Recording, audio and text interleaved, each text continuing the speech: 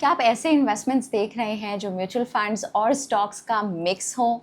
तो आप ETFs यानी कि एक्सचेंज ट्रेडेड फंड्स कंसिडर कर सकते हैं। ETFs होते क्या हैं पहले ये देखते हैं। एक्सचेंज ट्रेडेड फंड्स या ETFs वो फंड्स होते हैं जो अपना कॉर्पोरेट स्टॉक्स, कमोडिटीज या बॉन्ड्स जैसे एसेट्स में इन्वेस्ट करते हैं। इन ETFs के यूनिट्स स्टॉक एक्सचेंज पे लिस्ट होते हैं और ट्रेड होते हैं, जहां आप इन्हें रियल टाइम प्राइसेस पर बाय या सेल कर सकते हैं। अब म्यूचुअल फंड्स का NAV दिन के एंड में कैलकुलेट होता है। सभी इन्वेस्टर्स को सेम NAV मिलता है, चाहे एंट्री का टाइम कुछ भी हो। बस कंडीशन ये है कि एप्लीकेशन कट ऑफ टाइम से पहले सबमिट हो। जब हम इक्विटी ओरिएंटेड ETFs की बात करते हैं तो ये बेसिकली पैसिव फंड्स होते हैं जो किसी स्टॉक मार्केट इंडेक्स के पोर्टफोलियो को रेप्लिकेट करते हैं। अब देखते हैं ETFs जो स्टॉक मार्केट इंडेक्सेस को ट्रैक करते हैं, जैसे कि Nifty 50, BSE Sensex, Nifty 500, Nifty mid cap 150, Nifty small cap 250, commodities जैसे कि gold and silver and global indices जैसे कि नैस्डैक 100, ताकि ये उनके जैसे रिटर्न्स दे सकें ट्रैकिंग एरर के साथ। इस वीडियो में हम 6 इसेंशियल ETFs डिस्कस करेंगे जो आप लॉन्ग टर्म के लिए कंसिडर कर सकते हैं वेल्थ बिल्ड करने के लिए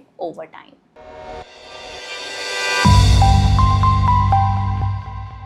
पोर्टफोलियो कंस्ट्रक्शन का सबसे पहला और strong pillar Nifty 50 ETF consider कर सकते हैं। Nifty 50 stock market index NSE पे listed top 50 blue chip companies का कलेक्शन है जो इंडियन इकोनॉमी का सबसे रिलायबल बैरोमीटर माने जाते हैं। जब भी हम टीवी या न्यूज में सुनते हैं कि मार्केट आज ऊपर है तो वो जनरली निफ्टी 50 की ही बात हो रही होती है। इस इंडेक्स में banking, IT, fast moving consumer goods यानी कि FMCG और एनर्जी सेक्टर की जायंट टॉप 50 लार्जेस्ट कंपनी शामिल होती हैं। इन कंपनीज के पास strong balance sheets, established business models और इकोनॉमिक डाउनटर्न्स को सर्वाइव करने की कैपेसिटी होती है। रिटेल इन्वेस्टर्स, खास तौर पे वो जो इक्विटी मार्केट में नए हैं, उनके लिए मार्केट का रिस्क इंटिमिडेटिंग हो सकता है, इसलिए उनके लिए निफ्टी 50 ETFs एक sleep well at night investment की तरह काम कर सकते हैं। ये फंड फर्स्ट टाइम इन्वेस्टर्स के लिए म्यूचुअल फंड्स की दुनिया में एंट्री लेने के लिए एक अच्छा स्टेपिंग स्टोन बन सकता है। ये हैं 3 top Nifty 50 ETFs over 10 years. अगर निफ्टी 50 ETF पोर्टफोलियो का एंकर है तो निफ्टी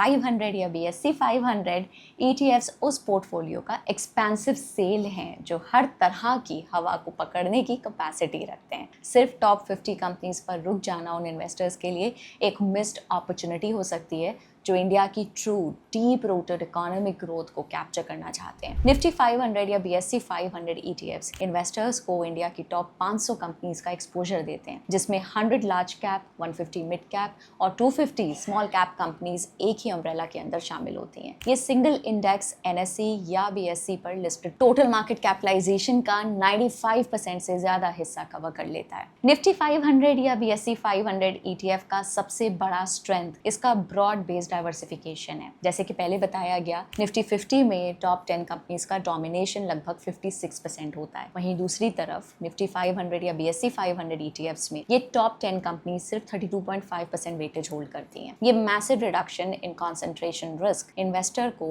एक सेफ्टी नेट प्रोवाइड कर सकता है। ये है टॉप निफ्टी 500 या BSE 500 ETFs over 3 years. Portfolio में तीसरा ETF एक रिलेटिव हिडन जेम हो सकता है जो पिछले कुछ सालों में स्मार्ट मनी और इंस्टीट्यूशनल इन्वेस्टर्स के बीच बहुत पॉपुलर हुआ है। Nifty large mid cap 250 ETF। Equity markets में इन्वेस्टर्स हमेशा एक ऐसी स्वीट स्पॉट की तलाश में रहते हैं जहां लार्ज कैप की सेफ्टी हो और मिड कैप की हाई ग्रोथ दोनों मिल सके। Nifty large cap mid cap 250 index इस एग्जैक्ट प्रॉब्लम को एक highly optimised rule based framework के थ्रू सॉल्व करने की कोशिश करता है। ये इंडेक्स निफ्टी 100 के टॉप 100 लार्ज कैप कंपनीज और Nifty mid cap 150 which is next 150 mid cap companies का एक इक्वल 50-50 कॉम्बिनेशन है। इस इंडेक्स की मेथोडोलॉजी इंश्योर करती है कि लार्ज कैप और मिड कैप दोनों सेगमेंट का एग्रीगेट वेट एग्जैक्टली 50% रहे। इस इंडेक्स को अभी एक ही ETF ट्रैक करता है which is Edelweiss Nifty large mid cap 250 ETF।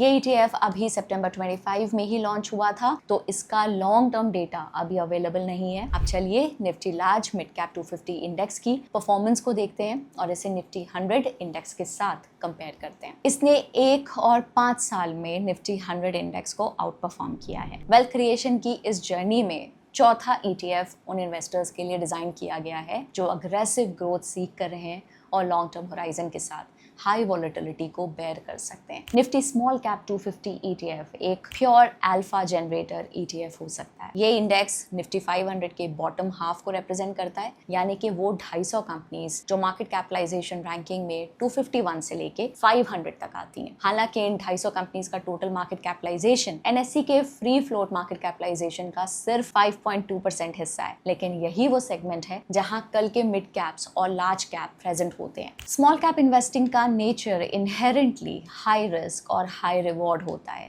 In companies के बिजनेस मॉडल्स ऑफन नीश होते हैं और इनकी मार्केट पेनिट्रेशन अभी शुरुआती दौर में होती है, इसीलिए ये काफी वॉलेटाइल होते हैं। ये हैं top 2 Nifty small cap 250 ETFs over 1 year. और अभी निफ्टी स्मॉल कैप 250 ETF है, लेकिन उन्हें लॉन्च हुए अभी 1 साल नहीं हुआ है, तो हमने उसको इसमें इंक्लूड नहीं किया है। अगर एक इंडियन इन्वेस्टर का पूरा पोर्टफोलियो सिर्फ डोमेस्टिक स्टॉक मार्केट में इन्वेस्टेड है, तो वो एक बहुत बड़े रिस्क और एक मैसिव अपॉर्चुनिटी दोनों को ओवरलुक कर रहा है। 5वां मस्ट हैव ETF पोर्टफोलियो को ज्योग्राफिकली डाइवर्सिफाई कर सकता है और ग्लोबल पार्स का हिस्सा बनाता है आपको। हम बात कर रहे हैं US बेस्ड ETFs जैसे कि S&P 500 या NASDAQ 100 को ट्रैक करने वाले फंड्स। इस एलोकेशन के 2 प्राइमरी रीजंस हैं, ग्लोबल इनोवेशन का एक्सपोजर और रुपी डेप्रिसिएशन का टेलविंड्स। इंडियन इक्विटी मार्केट में बैंकिंग और IT सर्विसेज डोमिनेंट हैं, लेकिन कटिंग एज इनोवेशन जैसे कि artificial intelligence, deep tech, global consumer hardware और एडवांस बायोटेक्नोलॉजी की लिस्टेड कंपनीज यहाँ ना के बराबर हैं। S&P 500 इंडेक्स US की टॉप 500 कंपनीज को कैप्चर करता है, जो टोटल US स्टॉक मार्केट का 80% हिस्सा है। वहीं NASDAQ 100 इंडेक्स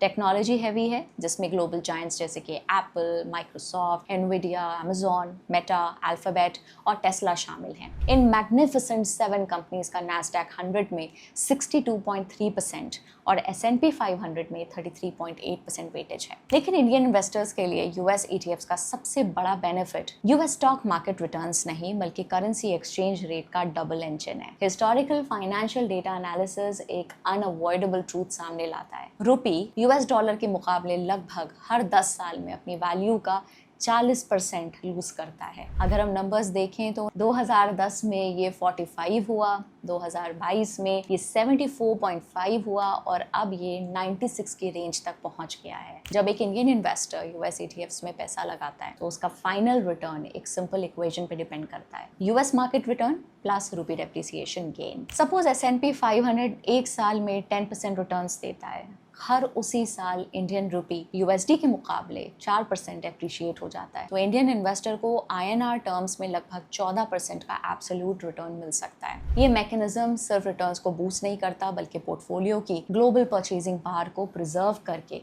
एक हेज का काम भी कर सकता है। ये हैं कुछ US ETFs based on their 3-year returns. Gold and silver ETFs। Historically gold एक रिलायबल सेफ हेवन और इन्फ्लेशन हेज रहा है। जब इक्विटी मार्केट्स में पैनिक होता है ड्यू टू जियोपॉलिटिकल रिस्क या करेंसी की परचेजिंग पावर गिरती है, तब इन्वेस्टर्स गोल्ड की तरफ जाते हैं। गोल्ड का इक्विटीज, बॉन्ड्स और कमोडिटीज के साथ कोरिलेशन काफी कम है। ऑल्सो सिल्वर को अक्सर पुअर मैन्स गोल्ड कहा जाता है, लेकिन इसका प्राइस मैकेनिक्स कम्प्लीटली अलग है। जबकि गोल्ड प्योरली एक मॉनेटरी एसेट है, सिल्वर की 50% से ज़्यादा डिमांड हैवी इंडस्ट्री और हाई टेक्नोलॉजी से आती है। Silver electric vehicles, solar panels, electronics और ग्रीन एनर्जी इंफ्रास्ट्रक्चर का एक क्रिटिकल कंपोनेंट है। इस डुअल नेचर की वजह से सिल्वर का प्राइस एक्शन इकोनॉमिक ग्रोथ और इंडस्ट्रियल साइकिल्स पे हेविली निर्भर करता है। साथ ही सिल्वर की प्राइस वॉलेटिलिटी गोल्ड के मुकाबले ज्यादा हो सकती है। यही वजह है कि सिल्वर पोर्टफोलियो के सैटेलाइट पोर्शन का पार्ट हो सकता है। ये है 3 top gold and silver ETFs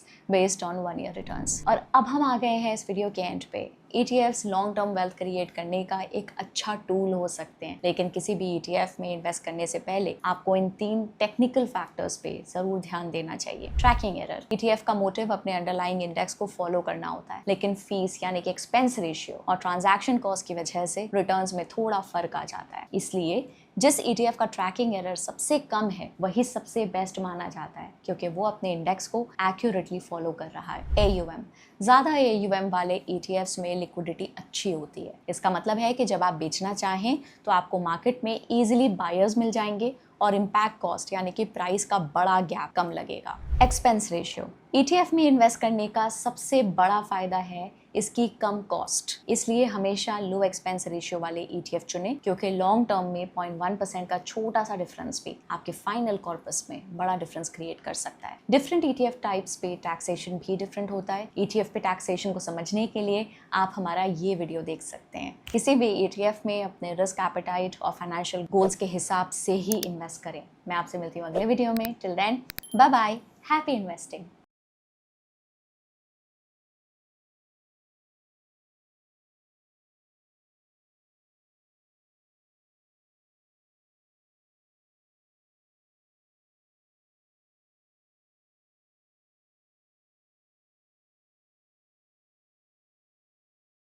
Mutual fund investments are subject to market risks.